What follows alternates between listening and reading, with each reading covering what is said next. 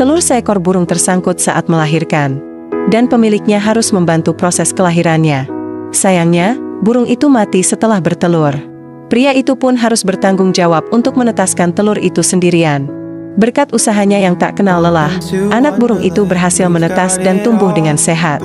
Burung itu mulai menganggap pria itu sebagai ibunya sendiri. Ia terus-menerus meringkuk padanya dan bahkan menyelinap ke tempat tidurnya untuk tidur. Pria itu sangat menyayangi burung itu, dan selalu membawanya kemana-mana.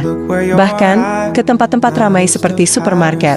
Dan burung itu selalu berperilaku baik, tetap tenang dan tidak terbang sembarangan. Seiring berjalannya waktu, pria itu menyadari bahwa burung itu sangat pintar. Dan ketika ia memanggil namanya, burung itu akan merespon dan terbang langsung kepadanya. Kehadiran burung itu membawa banyak kebahagiaan dalam hidup pria itu. Dan ikatan mereka tumbuh begitu kuat sehingga mereka sekarang menjadi sangat dekat.